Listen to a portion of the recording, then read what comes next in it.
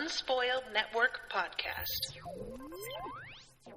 This is Spoil Me, covering One Piece, episodes 374, 375, and 376. Our bodies vanish. The morning sun shines on the nightmarish island. And, not out of danger yet, orders to annihilate the Straw Hat crew. And it repels everything. Kuma's paw power.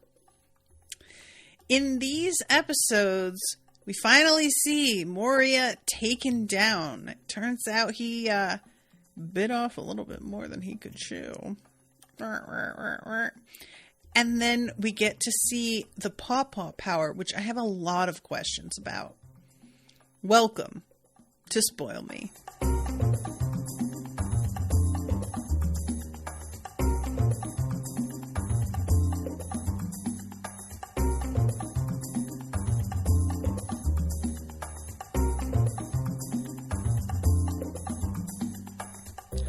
Welcome to the show, everyone. I am Natasha. Thank you very much to the One Piece crew for commissioning this episode and for your patience. I had to postpone from yesterday. I am really excited, though, guys. You know, there's been all kinds of issues with the dogs and having to keep them separate. Right now, I have Pippin in the room, and he has passed the fuck out because I took him out for a bunch of excitement on the town this morning when I was running errands. But pretty soon... And by that, I mean in like a few weeks, I think. 2, maybe 3. I think we may have found somewhere for Sam. Fingers crossed. It's not a guaranteed thing yet. But I think that we're going to be able to have a little bit more order and less chaos coming up, which would be lovely. Anyway, so let's get to these episodes. What happens is honestly like kind of hysterical to me because I was telling y'all how intimidating I found Moria's power. And then it sort of low-key turns out he can't even really do it. And I'm not even mad. Like, I feel like that if I had been in a different mood when I watched the first or was the second of these episodes, I guess, I may have been more irritated about the fact that there was so much buildup and then it turns out it doesn't really work. But I kind of enjoy the fact that it's a little bit of an anticlimactic situation after all, especially because we've got Kuma sort of picking up the slack. And I know the point is supposed to be like, oh, we finally finished with Moria, and I can't believe that we have to face this other asshole after everything that we've already been through. But really, for me, what it's sort of feeling like is more,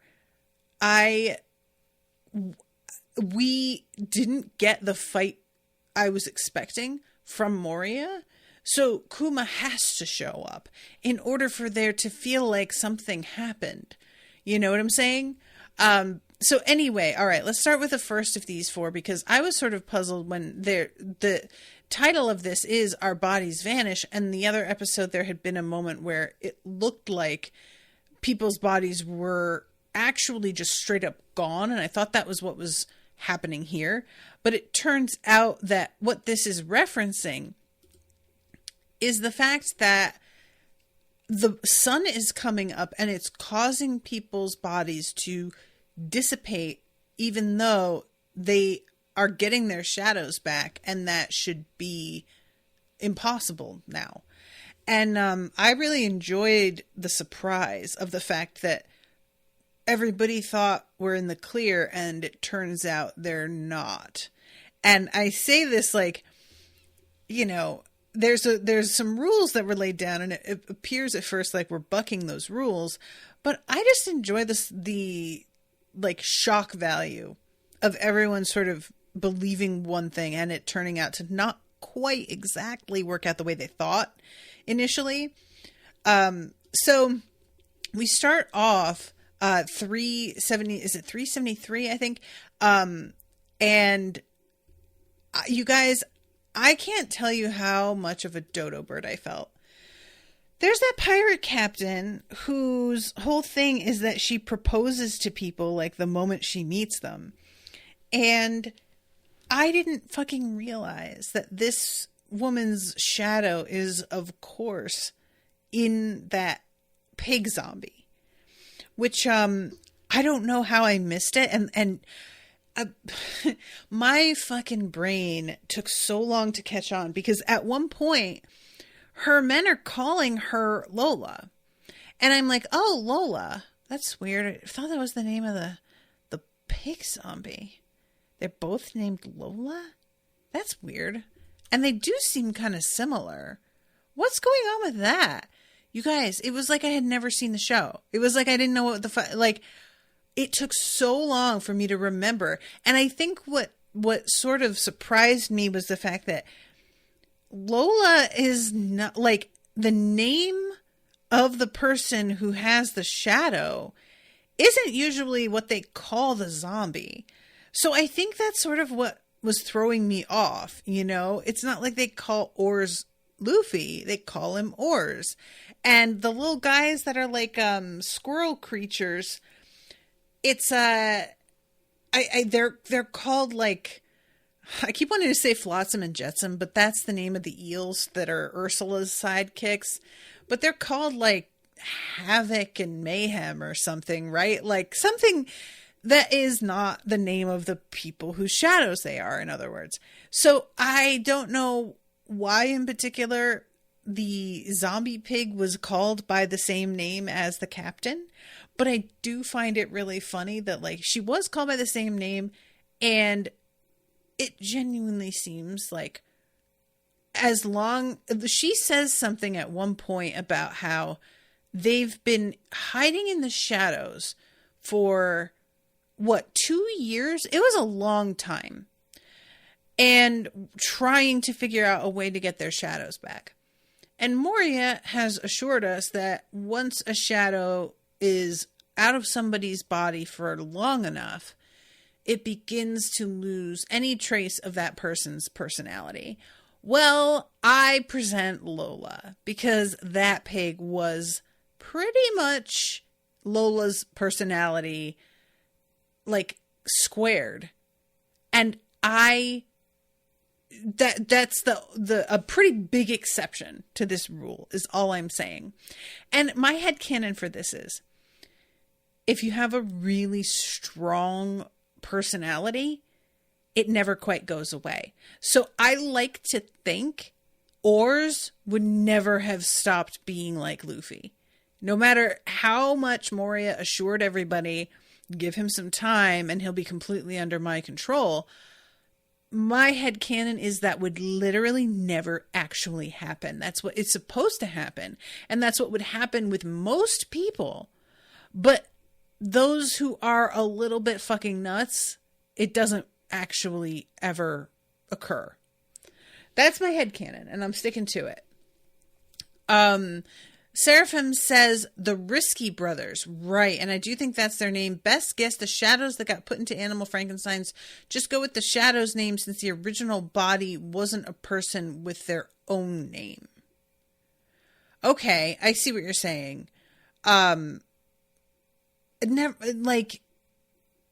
So you're saying the Risky Brothers was the name of the brothers in life. Okay, I don't remember. Did we meet them? I think I see where you're going, and I think that we did meet them. I'm just having trouble remembering. And Seraphim says, at least you figured it out. Real Lola isn't nearly as pushy as her shadow. That's true. She takes no for an answer. In fact, she takes a tally of how many times she gets no. That's how much she takes it for an answer. And also, I want to tell you guys, like, if you're listening and you're like, what the fuck was that noise? This is my headphones, which are like, so Sam ate my good headphones, and I just happen to have these headphones around to use as an emergency. They are the creakiest, like, it sounds like a haunted house. I mean, what the fuck? So I ordered a secondhand pair that was like the ones I used to have. They arrived and they're fucking busted. Like, they're secondhand, they said, like new. No, they're not. So they're currently winging their way back to the cellar. And I still have to make do with these for a little bit longer. Very cranky about it. But forgive me if I ever like have to lift one of the ear pads to scratch an ear or something. It sounds like I'm pushing open several old wooden doors on a ship. So anyway, this like all we have like the long drawn out, here go the shadows into Moria, and us watching him kind of inflate. He gets bigger and bigger. It's all even more exaggerated, of course, than it was with Luffy, because remember, he looked like a completely different person, basically. And it's not, Moria doesn't undergo that dramatic a change, but it's still at least his size. And everybody's running away from him. At one point, he like looks like he's gonna punch at somebody, and he like collapses. He just collapses, like face first, and he manages to stand up, and he manages to continue intimidating everybody. But there's a real sense of this is not the way he's supposed to be right now. Like, do you know what I'm saying? Like, you see him take in all these shadows and you're ready for him to really start a fight. And what it feels like is somebody trying to yank on the cord to a lawnmower, and they're doing it over and over, and it's just not quite catching. He's like attempting to fight, and he's got a look in his eye like he's full of rage and he's going to go for it. But his attacks all sort of fall short, and he seems really clumsy, and everything about this is like much different than I was expecting. And then we have a big moment with Lola talking to her crew. And as the sun is coming up, everybody, understandably, begins to flee. And they're just like, yeah, all right, well, game over, I guess. We lost, and he's got our shadows, and there's no way they're beating him, so I'm out. And Lola stops, and her crew is continuing to run, and they notice she isn't coming with them, and they turn around, and they're like, what's the deal? You've got to go. We can't beat this guy, and you know that, right? And Lola this is one of those sorts of things. The show has done this before, and it really, really depends on the situation whether I am feeling it at all. Because there are times where it's like, I'm going to face this guy no matter what, even if it kills me. And it's meant to be really moving and like they're being brave. But for me, it feels really foolhardy and selfish. And sometimes like you're just asking for somebody to step in and save you, which I just think is really rude. With this, though, it really did seem like she was going, look, all of these other people have stepped in and decided to like go for it. And it's like in large part on our behalf. And I just don't feel right about leaving them to do it all by themselves and running and hiding. There's a bunch of people over there who are also missing their shadows and also at risk of dying if the sun hits them. And they're still standing there and they are still unafraid. And I love when she says unafraid. She says they're completely fearless. The camera goes to Usopp, whose mouth is hanging open by like 4 feet with his eyes whited out in fear and his tongue jutting out and his fists clenched because he's utterly terrified. It was a real nice touch to have her say utterly fearless and then like jump onto him. And yeah, Lola is basically like, at this point, I have got to face it. I can't just let them go into this and run off and hide and give up. If they think they can win this, you know what? I'm going to stay with them. And they seem pretty confident. I think if anybody can win this, they can. And if I'm wrong, oh well. That's a bet I'm going to make. And I feel pretty good about it. And when all of them are like, well, do you want us to stay?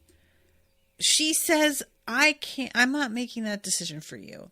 This is my decision to make for myself. And I am your captain. So what I want is for you to be safe. That's the point of like my job, is to make sure my guys are all right. I can't tell you to stay here and risk it all. So this is what I'm doing, but you do what you need to do. And says, I'm putting my faith in them and I won't falter. And like I said, this doesn't always work for me. There's so many times that we have this sort of like, I'm taking a stand moment that I feel kind of fall flat. And I think the fact that everybody else has lost their shadow, or not everybody, but, you know, a significant number of our friends have lost their shadows because they are all at risk the same way. That is what makes her staying feel significant to me and like it makes some sense. Granted, she doesn't have the powers and the fighting skills that our guys do, so there's still a part of me that's like, yeah, they're staying because they could maybe do something. I don't know that you can do something. But at least the like sort of immediate real threat here at this point is that the sun is coming up. And they're in as much danger regarding that as she is. What I kept thinking about with this too, and nobody really like says anything about this, and I don't know if it's like it didn't occur to anybody or it was just going to be a little bit too bleak. But so this is what I was sort of thinking. Oh, I'm sorry. Gus in the chat. Seraphim first says, agreed, it does seem certain really strong personality traits stick around, but they still end up having to obey Moria, but not always without question. True. Gus says, yeah, I don't think the personality of shadows ever goes away. It's meant to be that over time the shadows come completely under Moria's control. They still have the same mannerisms as their previous host forever. Oh, okay. I thought that Moria said that he, like, eventually that goes away. Like, specifically, they kind of forget who they used to be entirely. But maybe I sort of interpreted that wrong. But the thing that I was sort of wondering if it was going to come up, and it doesn't. And I'm like, I'm fine with it not going this way because it would have, like I said, been kind of bleak. But I would have liked for somebody to mention it. The thing that I was sort of expecting to be put out there is that if the owner of a shadow dies, the shadow vanishes. And I was sort of wondering if we were going to get like a mass self-sacrifice, that we were having a lot of people hanging around and hiding in the shadows hoping to get their own shadow back. Moria takes their shadows for power, and they realize that the one thing they can do to cause that to like affect the power he has at all would be to sacrifice themselves so that their shadow was no longer there and he didn't have that power to draw on at all. Since the sun is like right here, I kind of expected somebody to mention it, and like the way I would expect it to go were it to happen. If I were writing a fanfic in this universe and I was trying to be pretty like, you know, faithful to the overall tone of the stories, what I would do is have somebody be really heroic and noble proposing this sort of sacrifice, and a bunch of people about to run into the sun, and then they're stopped by probably Zorro. I'm going to go with probably Zorro being the one to stop them, because he'd be like insulted that they think that it's better for all of them to die because the Straw Hats aren't up to the task. That's what I would do, but it doesn't really come up. And what we get more is Seraphim is saying, wouldn't really have done much given the number of people there versus how many shadows Moria had. I guess that's true, but you could, like, he took 1,000 shadows, right? And when he takes them, they are all the zombies that were in, well, I guess, like, so what I'm thinking is, if he's got 1,000 shadows, how many people does he have on the island? And we do see at one point a crew that's like on a ship, and they have been just like trying their best to sail normally on their ship, but they're not on Thriller Bark anymore.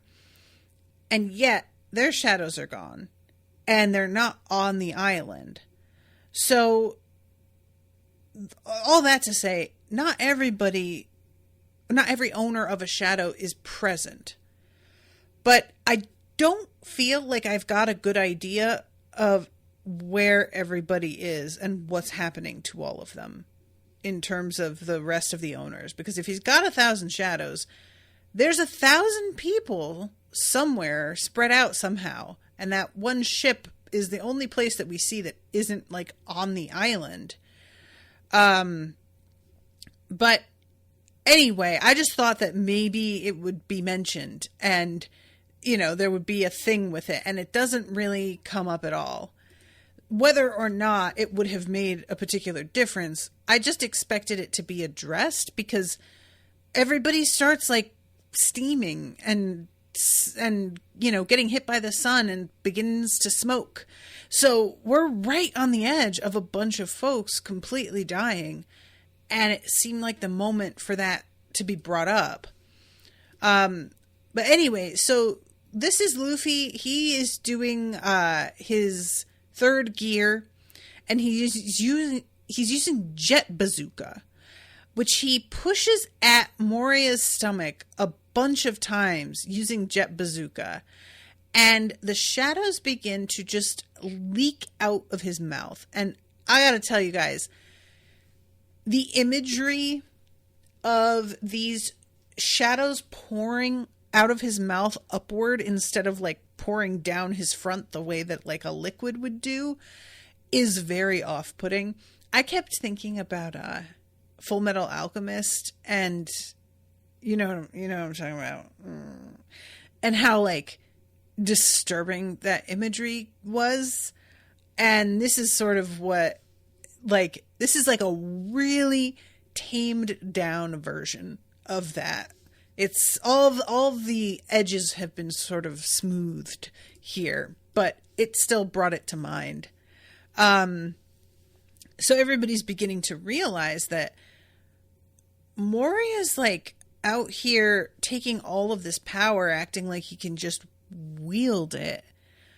But it's too much for him. He's starting to like bleed from his eyes and nose. It's not looking good for him.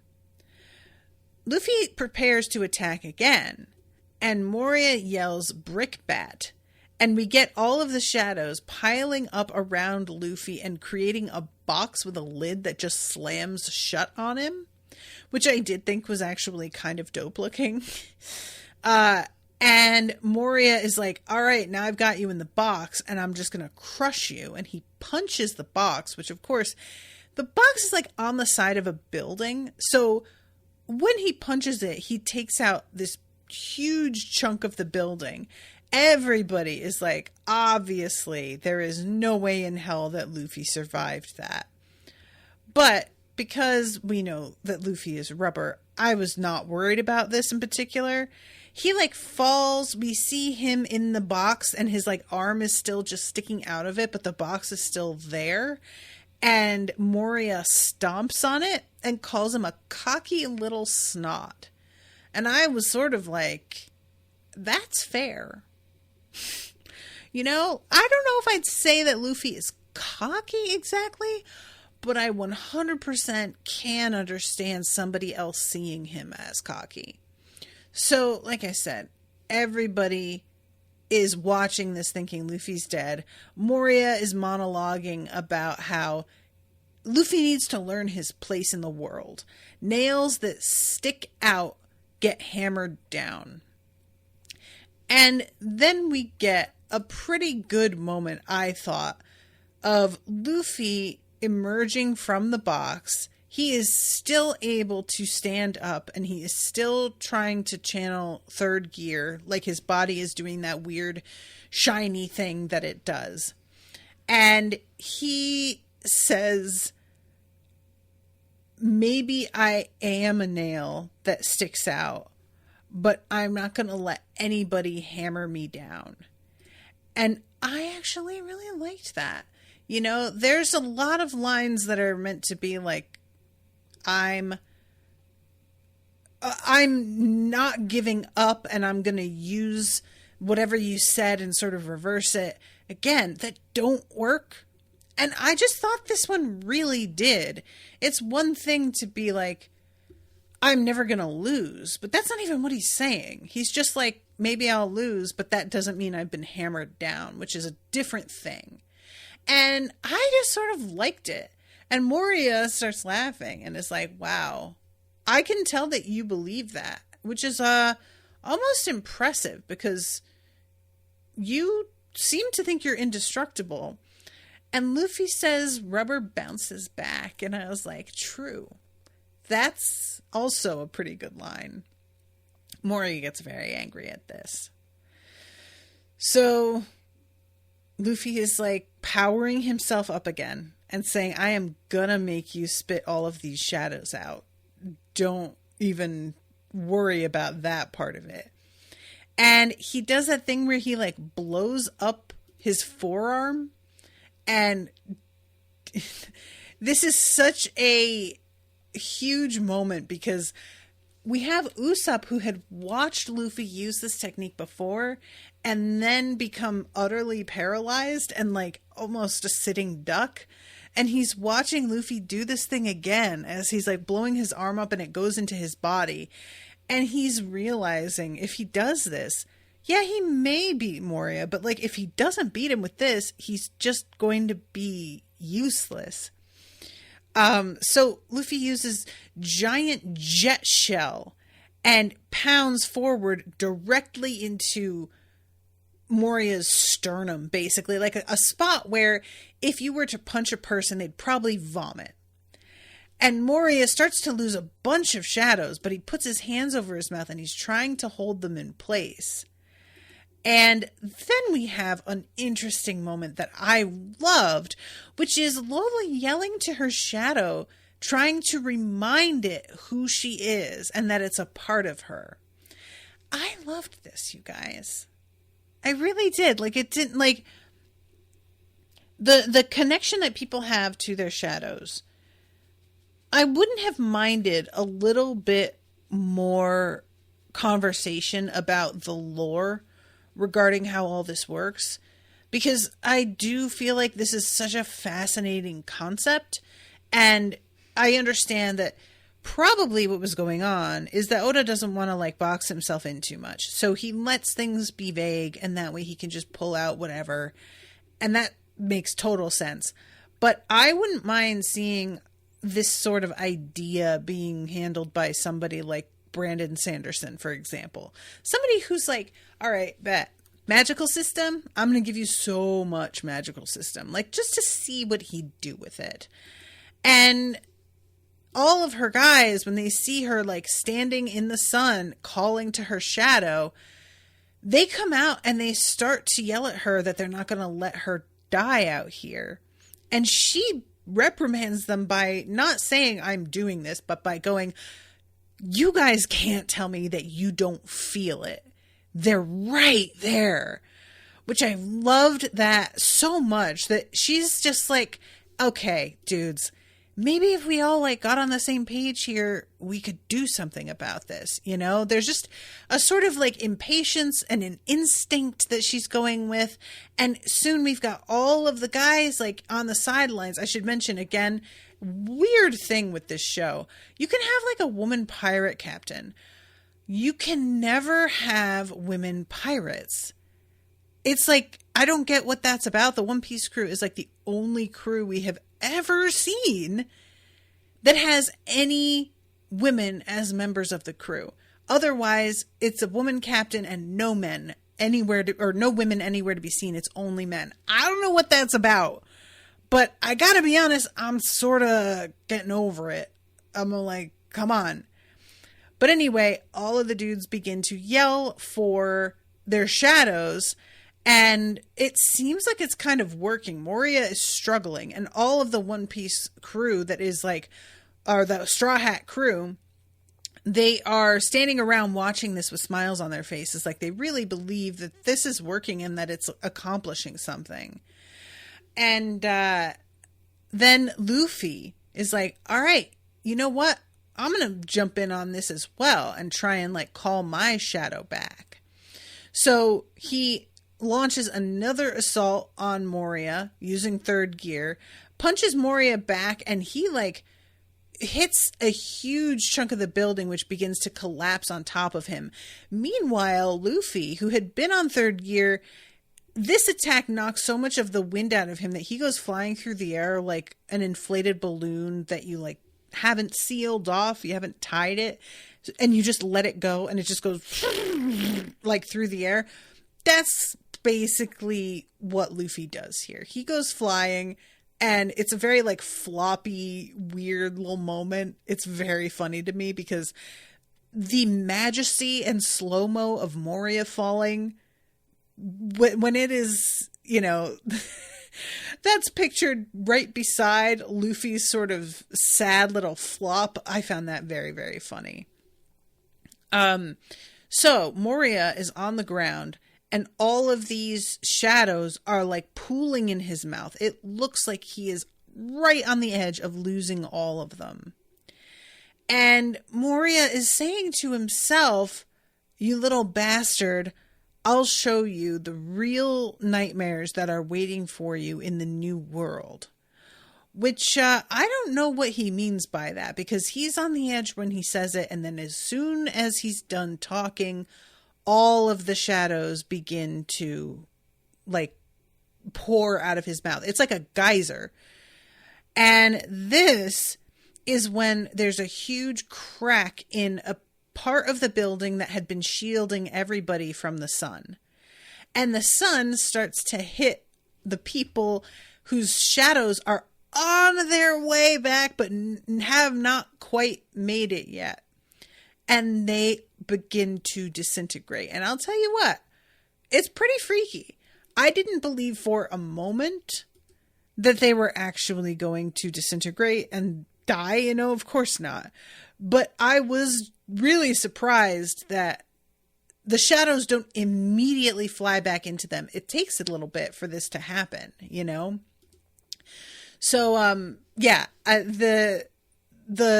eventually we find out that like the principle that was proposed by Moria regarding ores, where he's like, if I can make his shadow into a sphere, a ball, I can force Oars's body into a ball also, which then he yells Oars ball, which is never going to not be funny.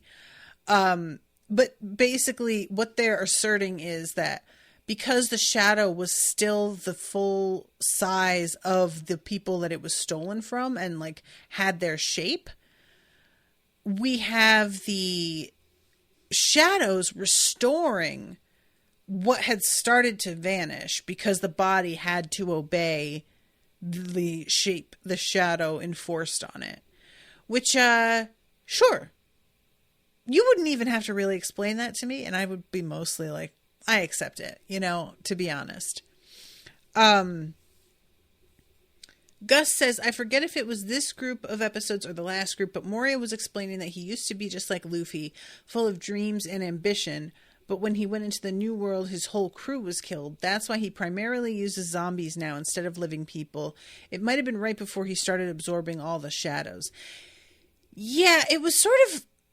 He doesn't get into like what happened. He says, if I recall, if they'd all just been zombies from the beginning, which is sort of wild.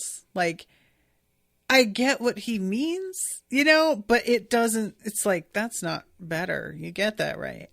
But yeah, this is like I don't know. Gus is saying, he's basically like a reflection of Luffy who lost his crew and became jaded, depressed, etc.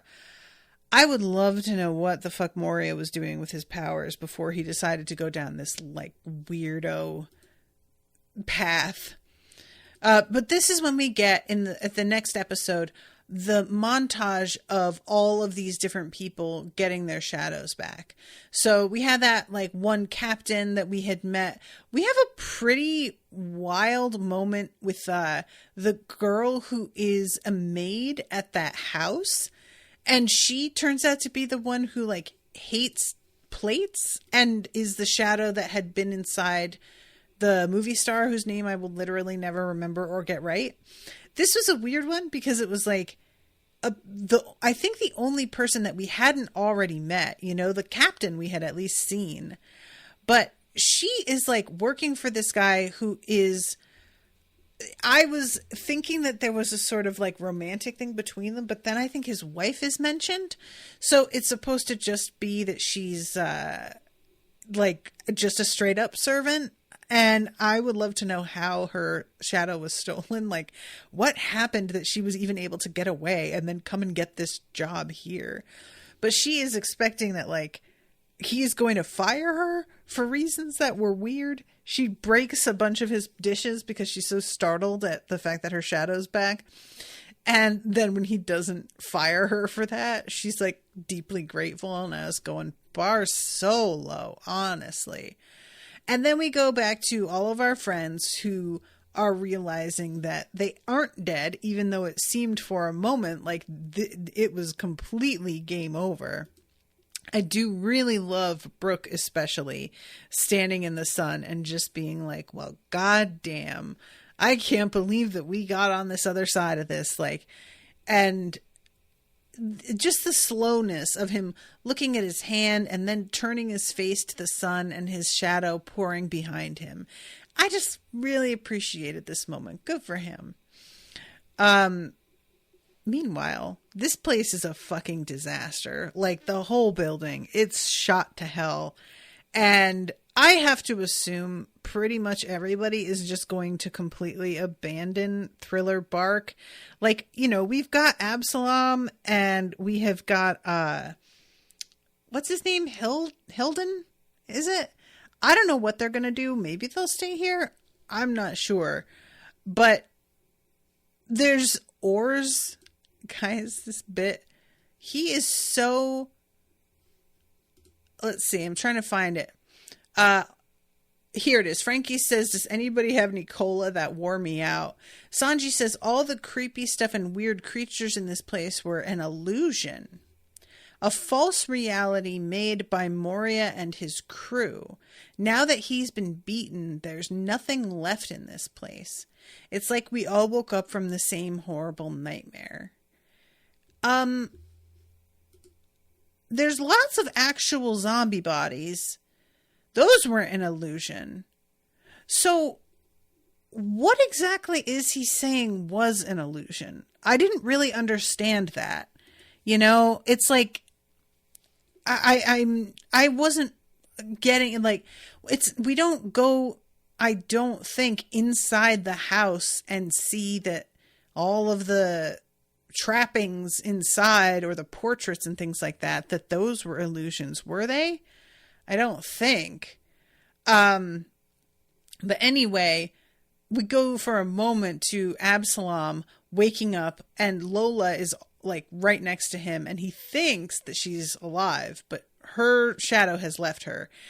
And Dr. Hogback is there and he is perfectly fine. The both of them are unscathed. And Absalom says, what happened to me? To which Hogback says, I don't fucking know. Master Moria, though, he's done. This place is completely trashed. It's the end of the line for us. So we have got to figure out what we are going to do. And Absalom starts getting real loud. And Dr. Hogback is like, can you keep your fucking voice down? First of all, we can't let them know where we are because they will kill us or do something. And I'm not going to spend the rest of my life as a fucking washed up loser. To which Absalom says, what does that mean?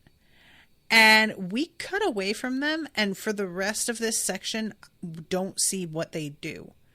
So I'm real curious about that bit.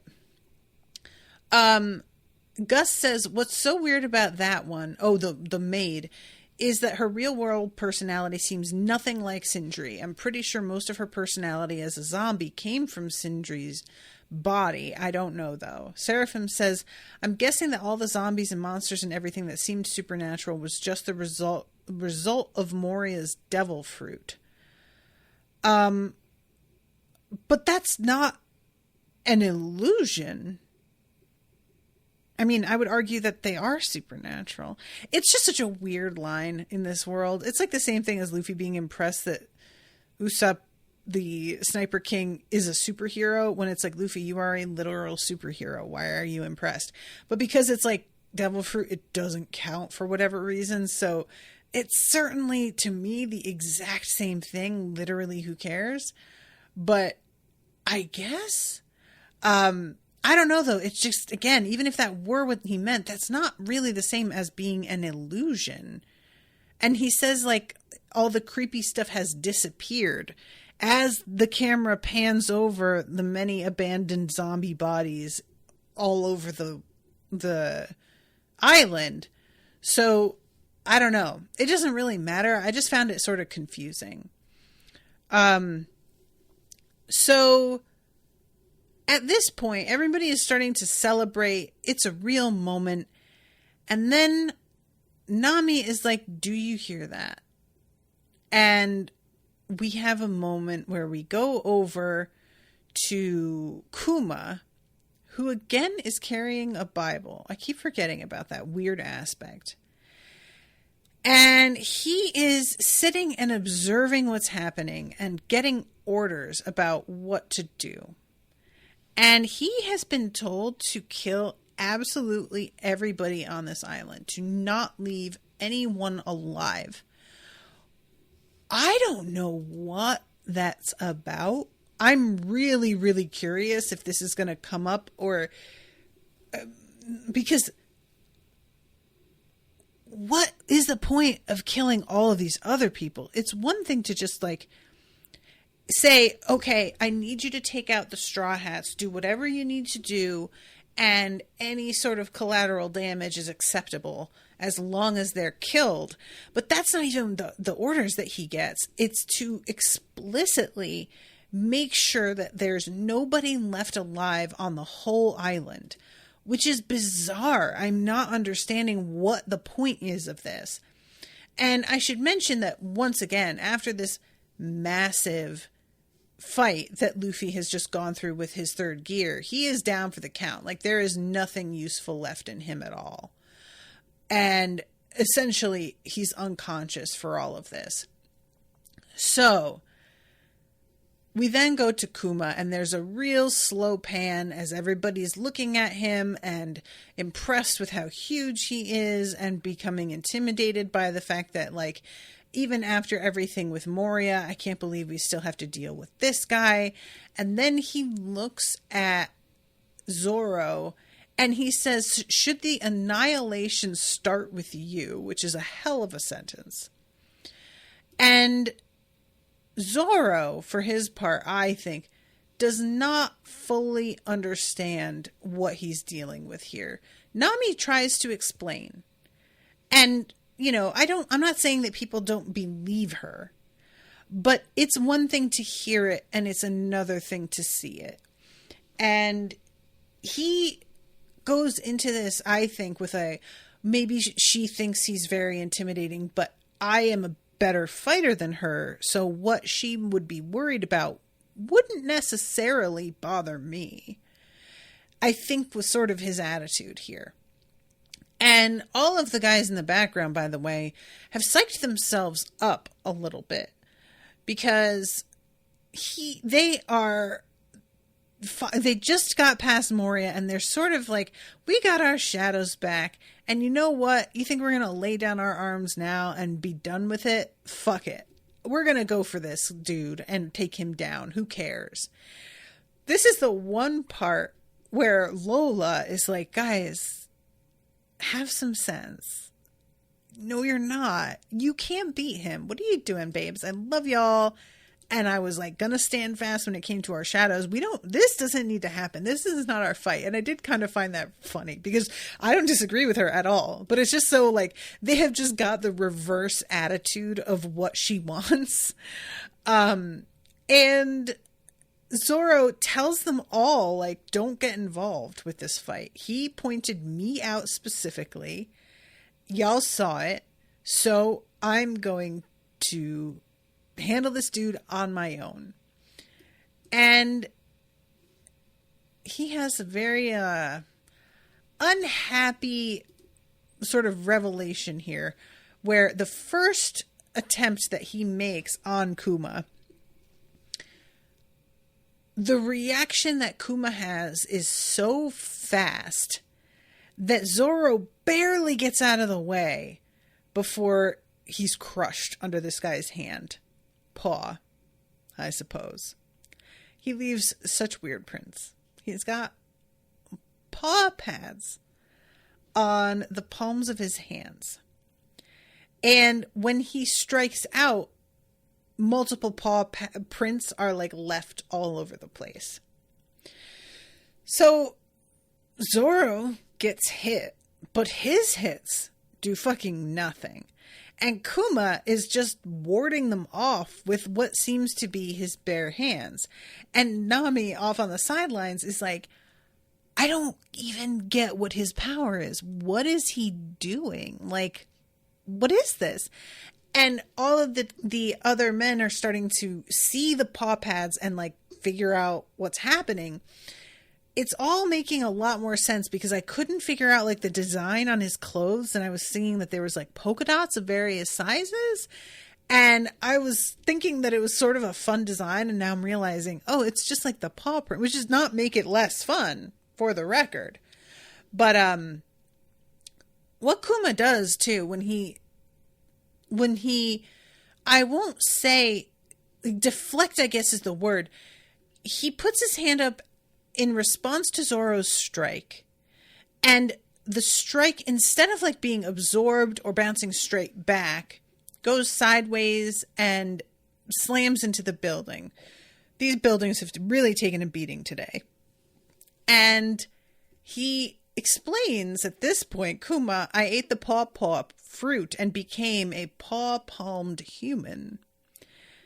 I do deeply in my heart appreciate Usopp going, how can he say that with a straight face? That is the most ridiculous thing I've ever heard. Amen, sir. We even have a moment of Robin and like a thought bubble where she's imagining lots of kittens. It's pretty funny. And this is when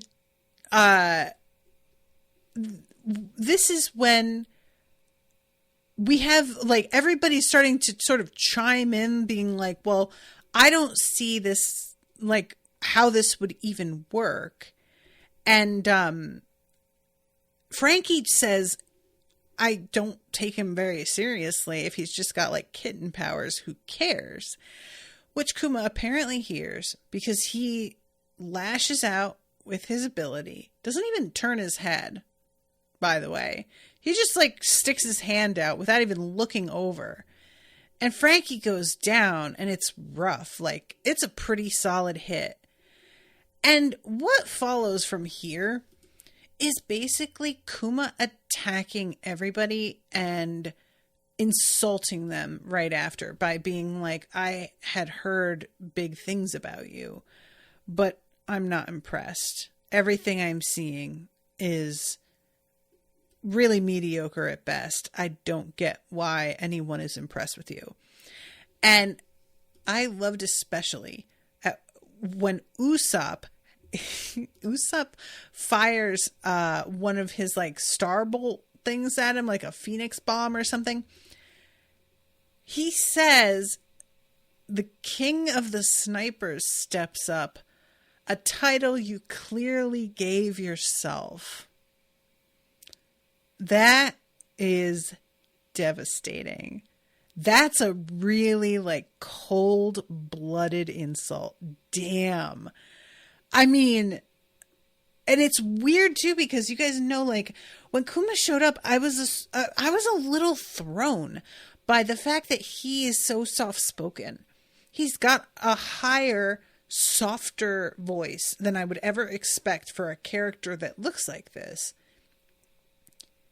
So the fact that he's delivering these like verbal jabs on top of the physical smackdown that he's laying on everybody, there's something extra savage about it. And I'm not really sure why, but there's like, because his voice isn't even impassioned, you know, when he says everything, it's sort of flat, like he's bored. I think that's what's doing it, is the sense of, wow, I really thought, well, you clearly gave that title to yourself. Like, you know what I'm saying? It's just so dismissive. I really was I was delighted by this. I'll be honest. In the chat, Gus says they don't want the information the Straw Hat beat another warlord to get out because it's starting to make them look weak at this point. Seraphim says the government doesn't want any potential witnesses that yet another of their warlords got taken out so soon after Crocodile, since they think it will make them look weak. Yeah, this makes sense. Okay. It's just still wild. Like, all of them? Come on, guys. But anyway, so Robin is like, I'm thinking this is deflected air, because a regular physical attack wouldn't hit Frankie the way that just did. And Kuma says, yeah, it's a shockwave, and it can basically pierce through anything. Now, I just want to register my puzzlement, because if you guys if you were tossing around ideas with your friends, let's say, and you were coming up with a list of weird superpowers that people could have, and the whole conceit was, it's a devil fruit power, we have to name the fruit, and then we have to decide what the powers would include. And somebody came up with the paw fruit and said, like, you have animal paw pads on the palms of your hands. What would you think the associated power would be to that like manifestation of the paw pad? And I'm not like saying that I dislike this. I'm saying that it feels like there was a much different sort of ability, like appearance and name, like a different devil fruit name, that would have gone better with this. The pawpaw fruit, and then it being like, I displace air and create this like force that's not doing it for me. They don't go together. You know what I'm saying? Like, for me, when I think of paw pads, I think of quiet. I think of an animal that's able to sneak. And it would be like, if you had this ability, that you could basically become soundless. And especially if these appeared on your feet, that you would be able to like sneak up on people. So his ability to move really quickly, that would work for me, because it's a much more exaggerated version of what I'm describing, of just being able to like get around an enemy before they can notice you. But the pushing air at this in this way, this doesn't feel like it goes for me. I find it bizarre. So at this point, he starts stomping on the ground in a very sumo wrestler type style. And he says, I don't believe in mercy, and does the paw cannon. And he starts sending out what looks like bubbles. And we see a real big one later. bubbles that are shaped like paws, and there's like tons of them flying past Zoro like cannonballs, and he's dodging all of them, gets right up against Kuma and slashes at Kuma's paw pads with his swords. Those swords land and they touch his paw pads and seem to like sink in, but they're really just pressing. There's no cutting happening. And he just shoves Zoro back, and Zoro is like on the ground.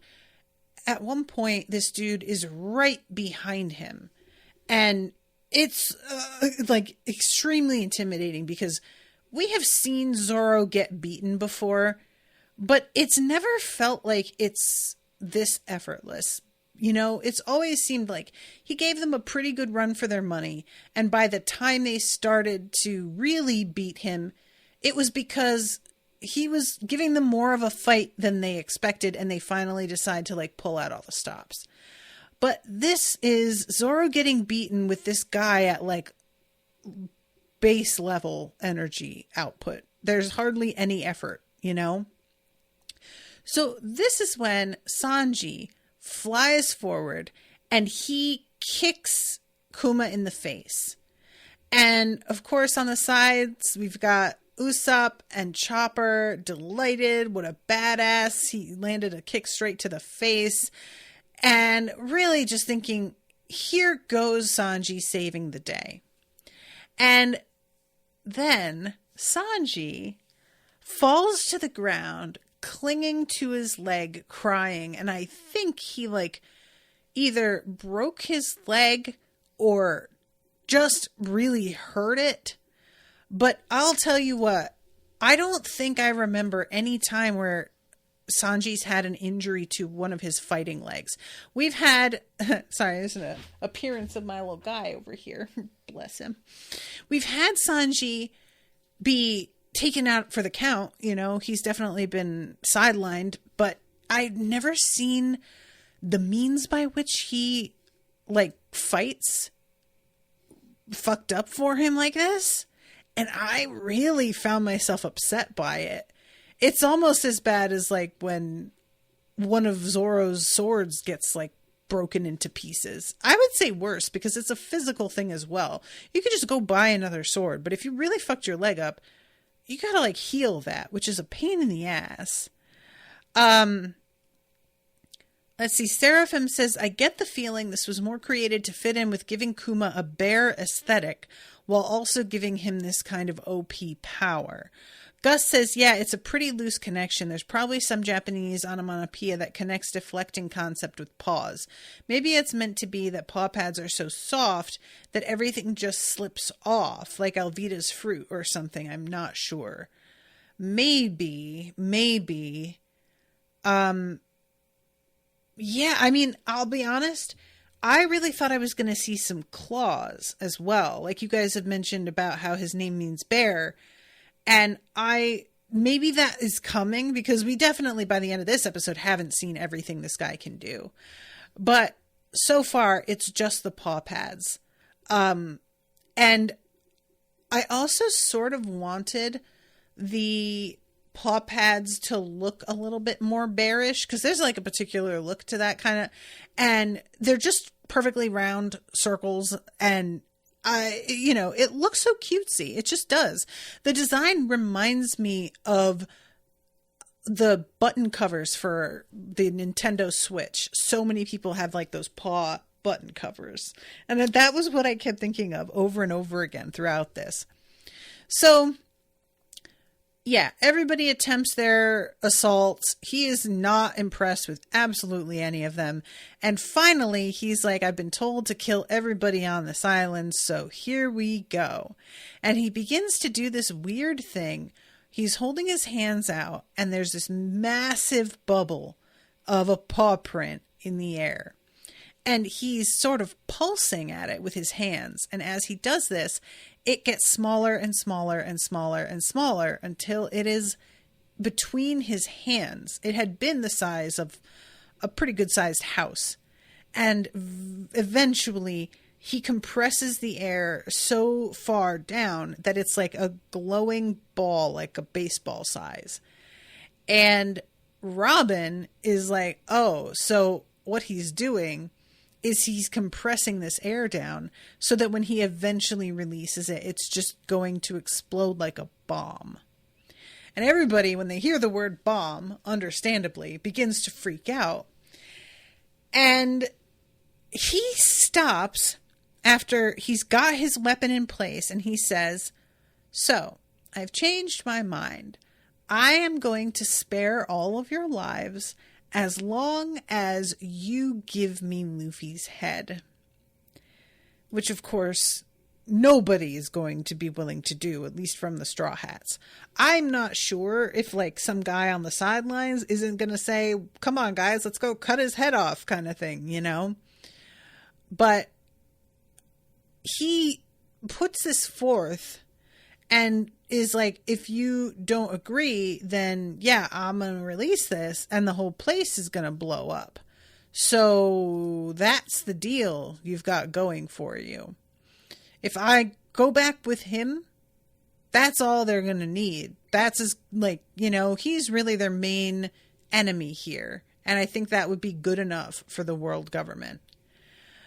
So there's this long pause where we go from face to face, and finally they're all just like, no, we're not doing that. We're not going to betray our own captain. Get fucked. And he says, this was your choice, as he releases the power from between his hands. And it's a pretty dramatic moment. You watch it expand in the air. I expected this to happen a lot faster, and it's like slow mode for sure. We get the animation of everybody that's like really heavily shadowed and much more saturated in color. And then he says, now suffer the Ursa shock. And we see the explosion happen. And it's so funny because the way it's cut off, it looks for all the world like a Mickey Mouse head. It just does. It's like a sphere, and you see like the two far to the right and left, those like toe prints, but the middle ones are cut off by the top of the screen. So it just looks like this massive like Epcot Center sort of symbol. It's weird. And then this light, and we see everybody being thrown back, buildings being leveled, people and trees being like thrown all over the place. Cause, you know, reminder, it's an island, or it's not an island, it's a ship, which I keep forgetting because it's just fucking feels like an island. Of course it does. That's the point of it. And you see the mast go down, like really completely cracked. The entire screen goes white a couple of times. And I don't know what to think about this, because the sort of sphere of light that comes off it is such that I have to assume his ability innately protects him from the effects of his own powers. But all I could think was that, like, he blew up the thing that he was standing on. And what's that gonna, you know? So the light dissipates, and there's like a blank spot on the ocean. There's nothing there anymore. What's going on? What happened to everybody? Where's the fucking Sunny? You know, I know that what's her face? She had like left. Did she get to leave with it? Did that happen? I can't even remember. How do they get that back? I don't even, I've lost track of so many like parts of the story, you know, but it is a pretty dramatic moment. And I was excited to see him get to use this power. The main thing, of course, that it will always come down to is that I know none of our friends are going to die. So a part of me is sort of like, so what? Because yeah, you blew up all of Thriller Bark, and that's extremely impressive, but there was really nobody on there that I cared about, that I'm not certain beyond any doubt is going to be fine. So as much as it's like an impressive thing in the moment, there's no real sense of stakes due to that. And that's always an issue. You know, it's just kind of something you can't get around. Wait. Sorry, I lost the track here. Seraphim says, or this is just Oda being Oda and none of us are the right type of crazy for it to make sense. People have done the math, and that attack at bare minimum would have the explosive force of 2 tons of TNT. How would they have done the math? What is there to even start with regarding math on that? Gus says Kuma erased Perona before she could take the Sunny, remember? I don't.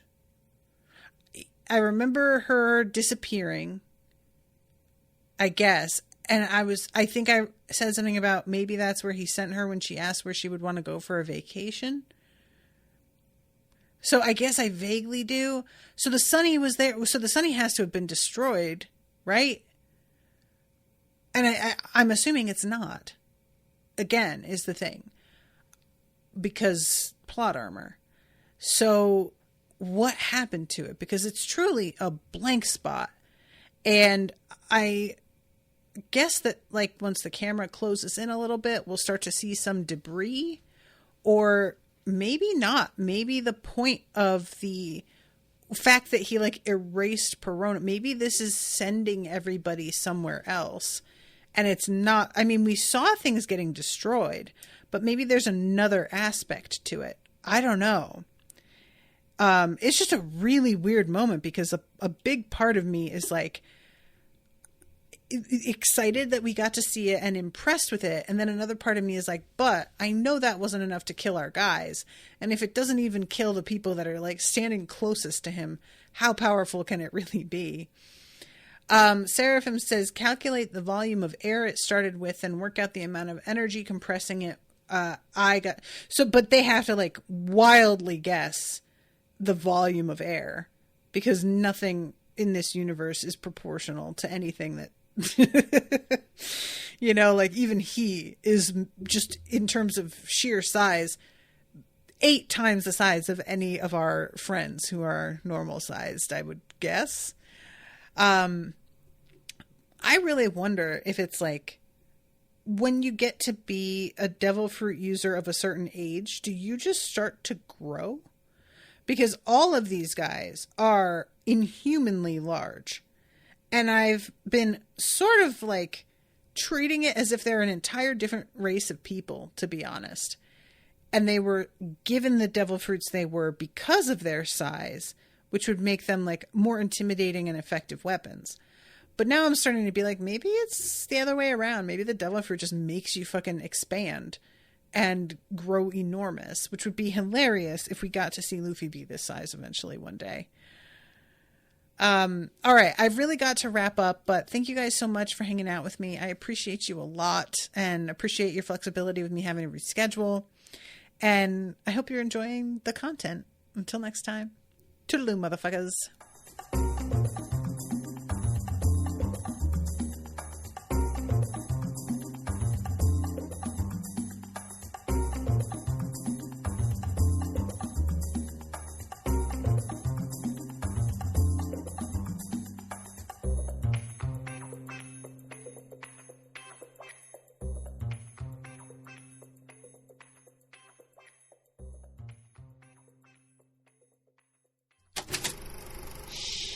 That was an Unspoiled Network podcast.